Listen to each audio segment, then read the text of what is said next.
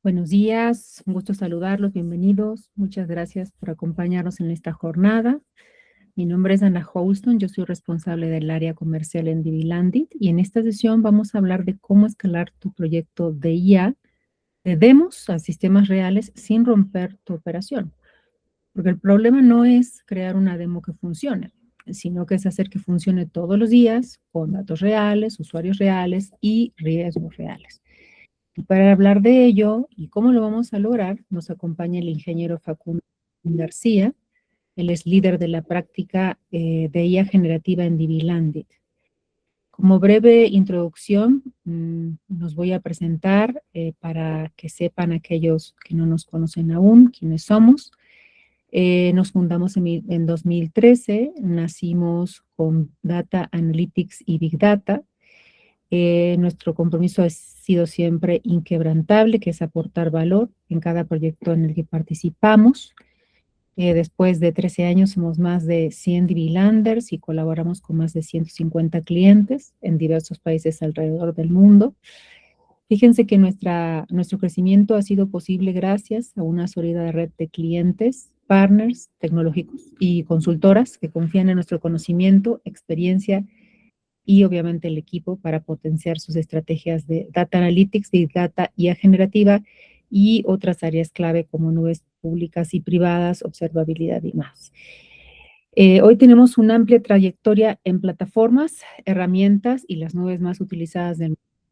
Hacemos servicios que abarcan todo el ciclo de vida de un proyecto, desde el inicio hasta la implementación, y obviamente nos destaca nuestra agnosticidad tecnológica, lo que nos permite brindar soluciones óptimas y adaptadas a cada necesidad. Ok, terminando esta intro, les comento que vamos a incluir una breve encuesta al final de la sesión y para quien tenga preguntas de la audiencia, las pueden ir escribiendo en el chat para que al final de la presentación también las respondamos. Y sin más preámbulos, le cedo la palabra a Facundo para que nos platique del tema de él. Adelante, Facundo. Muchas gracias, Ana. ¿Qué tal? Como les comentó Ana, yo les voy a estar contando un poquito de cómo escalar estas demos a aplicaciones productivas realmente que funcionan en el día a día en cada uno de sus equipos, ¿sí? Para comenzar, me presento. Yo soy Facundo Joaquín García, soy el líder de ciencia de datos y el área de inteligencia artificial adentro de Blendit, y hace más de 4 años que vengo trabajando con todo lo que tiene que ver con ciencia de datos y soluciones basadas en IA generativa. Trabajamos en nuestro día a día con equipos de negocio, IT, data. La idea es que con cada uno de nuestros clientes nos sentamos todos los días a ver cuáles son sus necesidades y cómo podemos resolver sus problemas, construyendo soluciones basadas en IA generativa. Y después de tanto tiempo, obviamente, vimos qué falla cuando tratamos de escalar estas demos que capaz preparamos para más usuarios. Generalmente el problema que hemos visto no está en la tecnología, sino en aplicar bien y utilizar correctamente la IA generativa para el desarrollo de estas aplicaciones. Comencemos primero definiendo qué es una demo bonita, que voy a estar charlando mucho de esto a lo largo de todo el webinar. Generalmente una demo bonita tiene un prompt mágico, con una combinación de instrucciones para un modelo de lenguaje, llámese ChatGPT, Gemini, Claude, que generalmente son largos, tienen 50, 100 líneas, y que funcionan muy bien con la prueba que está realizando el usuario sobre un conjunto de datos particulares, ¿no? Por ejemplo, para extraer datos de una factura, para obtener un resumen de un manual, para modificar un documento, etcétera, etcétera. El problema es que muchas veces se rompe en la más mínima variación. Uno agrega una nueva instrucción y se rompe y empieza a hacer cosas que antes no hacía, o cambia los datos de entrada y deja de funcionar, ¿no?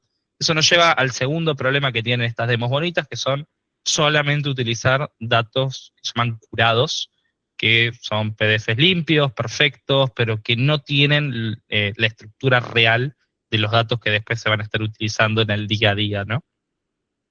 Otro problema que pasa muchas veces es que uno, cuando construye una demo, piensa en lo que se llama el factor wow, que es básicamente tratar de impresionar a la persona que está viendo la demo, pero nunca piensan en cómo integrar realmente esa aplicación en la rutina de una persona en sus 8 horas diarias, ¿no? Entender cómo va a cambiar su forma de trabajo, cómo utilizarla para potenciar sus habilidades en el día a día.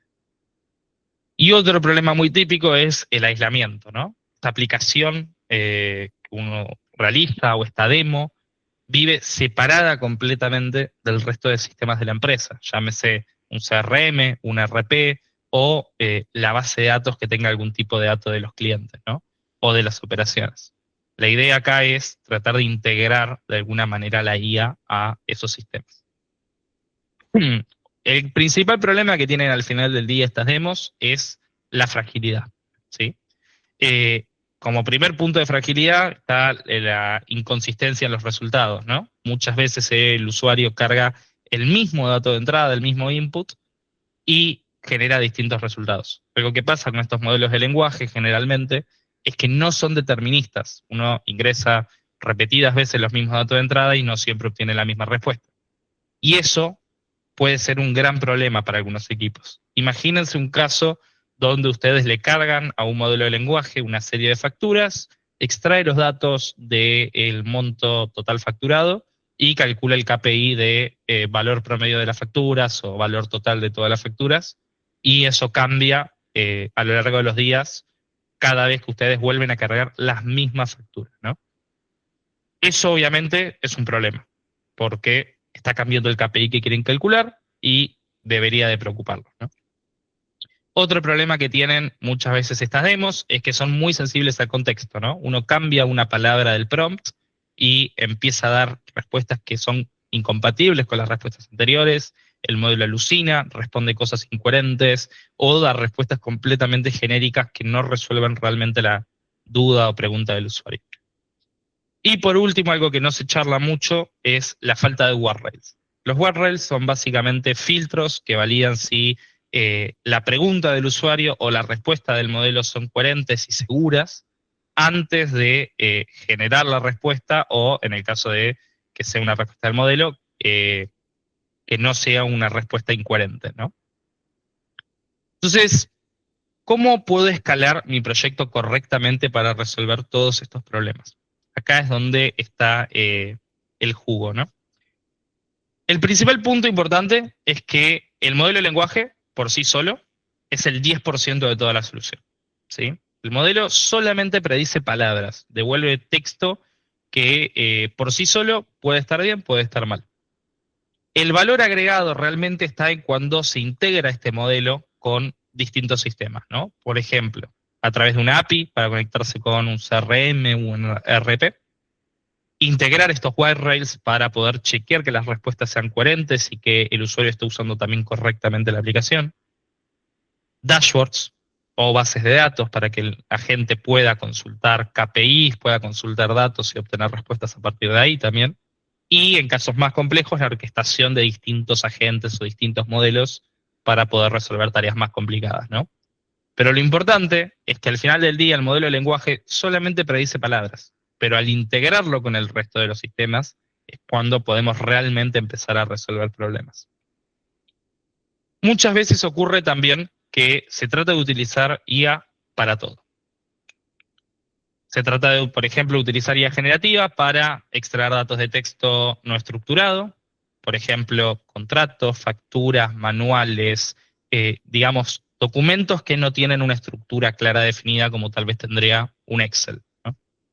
O, por ejemplo, para clasificar intenciones desde un email, ¿no? Entender de qué habla el email, la urgencia, el tono de la persona, si esta es una queja. Y estos son casos de uso donde es muy interesante y muy útil la IA generativa. Pero también se la trata de utilizar para muchos casos donde el código tradicional funciona mucho mejor. No tiene sentido utilizar IA generativa para cálculos matemáticos, donde de hecho es muy común que fallen, reglas de negocio, validaciones lógicas, todo eso se puede hacer con código tradicional. Entonces acá el punto importante es que si una tarea se puede resolver con código, o una pequeña parte de la tarea se puede resolver con código, no gasten tokens o consumo, digamos, de estos modelos de lenguaje, ¿no? Otro punto importante es entender qué está pasando bajo el capó. Entender qué realmente está respondiendo el modelo, cómo está funcionando la aplicación y el uso de esa aplicación. Por un lado está a mi izquierda el monitoreo. El punto importante acá es entender la latencia de las respuestas, entender si la aplicación está funcionando correctamente y es accesible a lo largo de todo el día, la cantidad de solicitudes que se están realizando para verificar que los usuarios están accediendo y están utilizando realmente la aplicación. Y, muy importante, el gasto de tokens. Entender si realmente está siendo muy costosa la aplicación, si es barata, si el modelo que se está utilizando es suficiente o está siendo muy caro. Y por otro lado está la observabilidad. Para la observabilidad vamos a estar analizando respuestas del modelo, monitoreando, digamos, que esas respuestas tengan un cierto nivel de calidad y que no haya ningún tipo de sesgo. Por ejemplo, que respuestas de ciertas preguntas responda peor que preguntas sobre otro tipo de cosas, ¿no? Y muy importante también el tema de la detección de alucinaciones. Alucinaciones cuando un modelo responde algo que es incorrecto, pero el modelo no es capaz de darse cuenta que está respondiendo incorrectamente, ¿no? Entonces, monitorear y observar todas estas respuestas, tener un sistema que sea robusto y que sea capaz de almacenar toda esta información, es muy importante porque si no, vamos a estar escalando a ciegas y no vamos a tener realmente idea de dónde invertir nuestro tiempo y dinero, y eso nos va a terminar llevando al final del día a un fracaso operativo, ¿no? Vamos a trabajar en una demo que capaz no se usa lo suficiente, o vamos a tratar de resolver un punto de dolor que capaz no es el verdadero problema de la aplicación, sino que es otro. Les paso a contar un par de casos de éxito que tenemos acá dentro de The Blandit.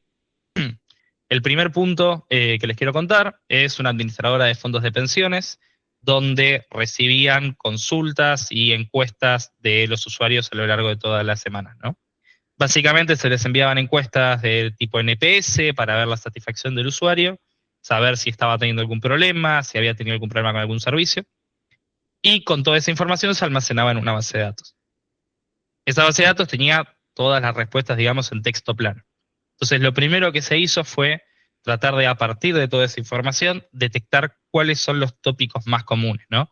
Detectar de qué está hablando la gente en ese día a día.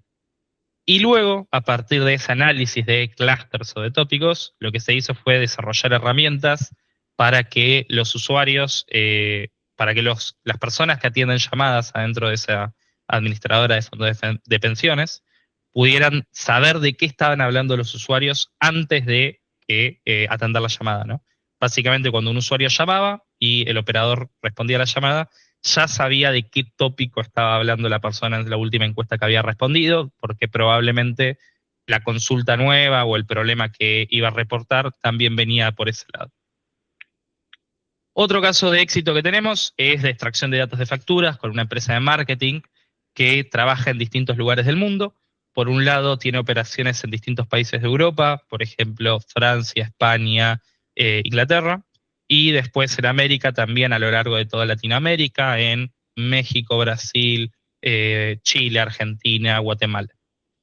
Entonces, el principal problema que teníamos en este caso era que cada uno de los sistemas de facturación que tenían en cada país tenía, primero, un distinto idioma, obviamente, y por otro lado también un distinto formato. Las facturas de Argentina eran distintas a las facturas de Chile y eran distintas a las facturas de España.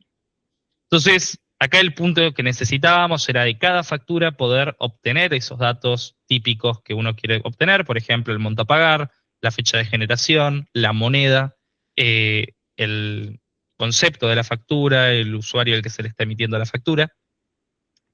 Y lo que nosotros hicimos fue un sistema que fuera capaz de primero detectar el país de la factura y luego extraer correctamente los datos, ¿no?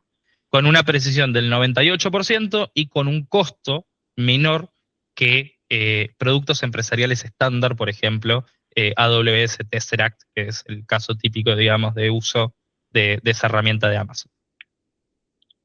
Por otro caso, vamos a estar charlando un poquito de lo que llamamos democratización de datos a través de código SQL. Esto es para una plataforma educativa de Latinoamérica, donde tenían un problema de que el sistema generaba información para cientos de tablas adentro de su base de datos, pero los usuarios no tenían el conocimiento para poder consultar esos datos, ¿no?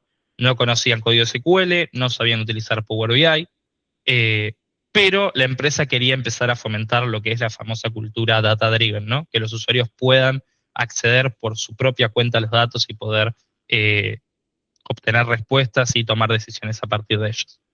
Entonces, lo que nosotros desarrollamos fue una herramienta llamada Hamelin, que es básicamente un chatbot que a través de IA generativa puede consultar a la base de datos, generar consultas de SQL y visualizaciones para que cuando el usuario genere una pregunta o algo en lenguaje natural, digamos, en lenguaje humano, el modelo pueda traducir eso a código SQL, ejecutarlo y generar la visualización en tiempo real. Eso permitió que los usuarios pudieran primero acceder de manera mucho más amigable, no tenían que estar pidiéndole al equipo de IT poder generarle el KPI o poder generar un tablero o poder generar una visualización, sino que podían acceder ellos a la aplicación y en el subconjunto de tablas que podían ver, generar por su propia cuenta esos KPIs. Y obtenían esos datos con una precisión bastante alta, un 88% de exactitud. Obviamente, el caso de uso, había veces que el modelo se equivocaba, ¿no? Entonces, pasemos un poquito a qué son las estrategias posibles o qué tener en cuenta para el despliegue de estas aplicaciones y para poder escalarlas, ¿no? Cómo pasar de estas demos a casos de uso un poco más utilizados por más usuarios. Primero, charlemos un poquito de lo que es el control de calidad, ¿no?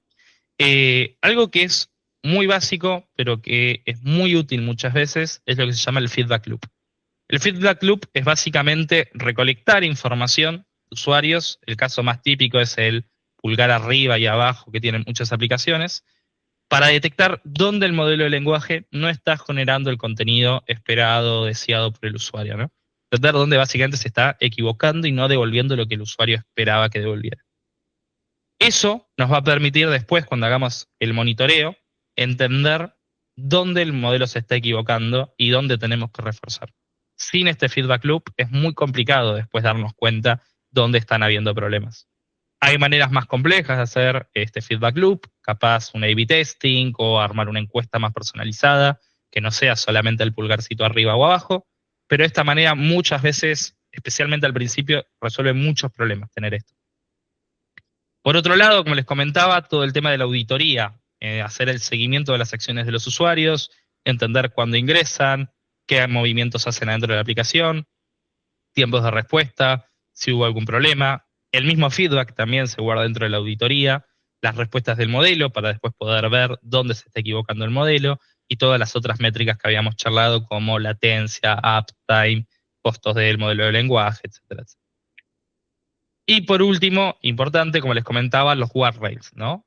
Tener estos filtros que sean capaces de bloquear respuestas del modelo fuera de tono, que contengan datos falsos, o en caso del usuario, típicos casos de lo que se llama poisoning o hijacking, que es básicamente tratar de romper al modelo para que haga algo que no es para lo que fue instruido, ¿no?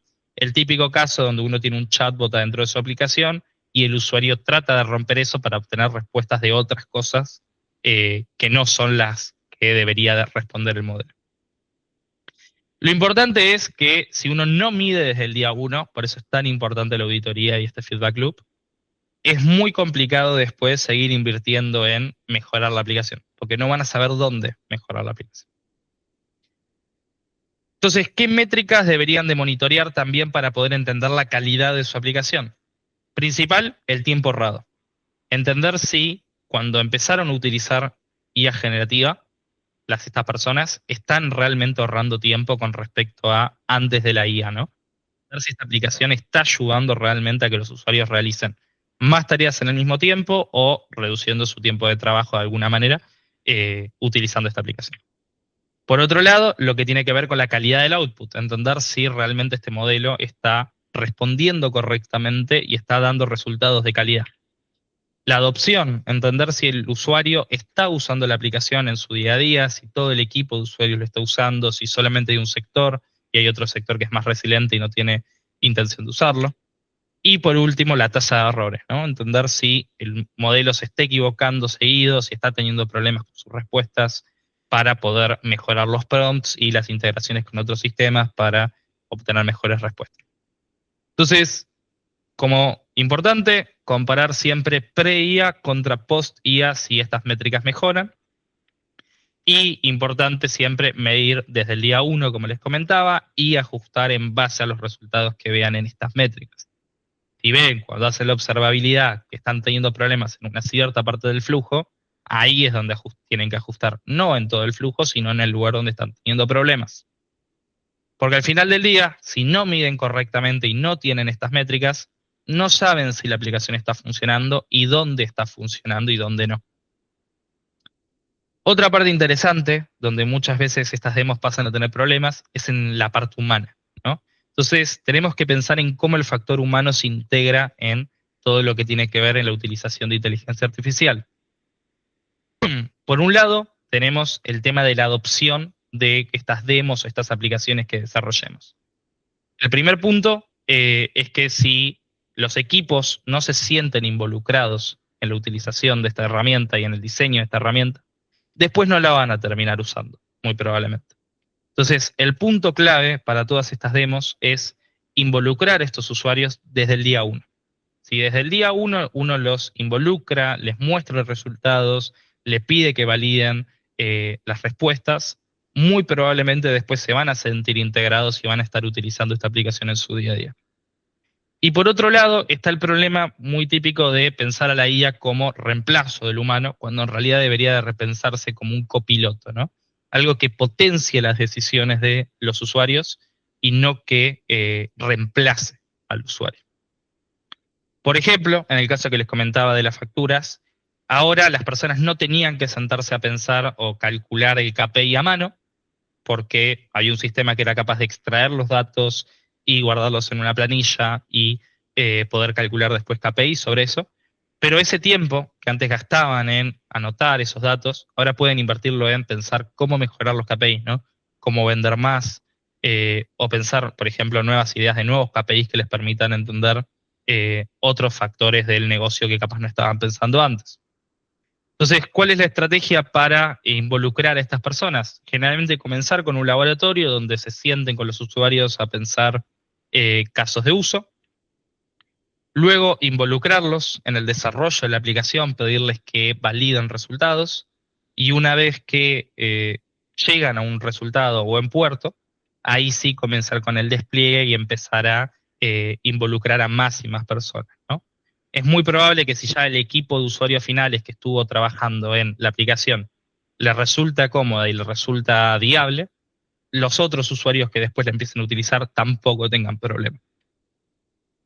Hasta acá venimos charlando un poquito de los posibles problemas que tenemos a nivel de adopción y de escalabilidad, pero todavía no hemos hablado de costos, ¿no? Entonces, charlemos un poquito de eso ahora y de cómo optimizar estos costos. El principal punto adentro de este iceberg es, obviamente, los tokens y la latencia, ¿no? Muchas veces uno construye prompts súper detallados con muchas instrucciones, y con el mejor modelo, pero se olvida que eso después tiene un costo por cada una de las consultas que haga el usuario, ¿no? Entonces, por un lado, tenemos que monitorear muy bien cuál es el gasto de tokens de estos modelos, y por otro lado, lo que es la latencia, ¿no? Entender si la velocidad con la que está respondiendo es suficiente para la aplicación que están construyendo. Por otro lado, algo que pasa muchas veces es que en estos prompts se agregan demasiadas instrucciones, estos prompts se vuelven muy largos y muy detallados, y si bien funcionan bien, no siempre terminan de escalar. Entonces, ¿cómo podemos optimizar un poco el largo de estos prompts? Muchas veces lo que se utiliza es una base de datos, de lo que se llama una base de conocimiento, que almacena documentos que el modelo puede consultar, ¿no? De esa manera, lo que uno puede hacer es reducir de alguna manera el tamaño del prompt y permitir al modelo que consulte esa base de conocimientos para obtener respuestas detalladas a la pregunta que hace el usuario. Eso muchas veces reduce el costo o incluso mejora la performance de estas aplicaciones. Por otro lado, tenemos lo que llamamos el diseño eficiente, que es básicamente elegir para tareas repetitivas o poco demandantes con, digamos, poca complejidad, modelos más pequeños, modelos menos inteligentes, pero que son suficientes para esas tareas repetitivas, o incluso el uso de caché, que es básicamente que si dos usuarios consultan la misma pregunta o preguntas muy similares, para el usuario 1 sí generamos la respuesta con el modelo, pero para el usuario 2 simplemente devolvemos la misma respuesta que le dimos al usuario 1. Y eso también reduce mucho el costo de tokens, ¿no? Porque no vamos a tener que volver a generar la misma respuesta, sino que damos la misma respuesta que al primer usuario. Por último, en la parte más debajo del iceberg, lo que tenemos son lo que se llaman los LLMOps, que es básicamente toda la metodología de despliegue y supervisión de estos modelos, donde básicamente vamos a estar monitoreando el rendimiento de estos modelos, entender la latencia, el costo, las respuestas que está dando, el control de versiones, verificar si cuando uno hace un cambio en el prompt puede mejorar o empeorar la performance, o mejorar los costos o empeorar los costos. Y como les comentaba, el monitoreo de respuestas, entender si el modelo está respondiendo correctamente, si sus respuestas son de calidad, si está alucinando, etcétera, etcétera. Entonces, con todo esto, si ustedes tuvieran que realizar una demo de acá a 90 días y la quisieran escalar, lo que yo les recomendaría es que durante las primeras semanas, lo primero que deberían de hacer es detectar oportunidades, ¿no?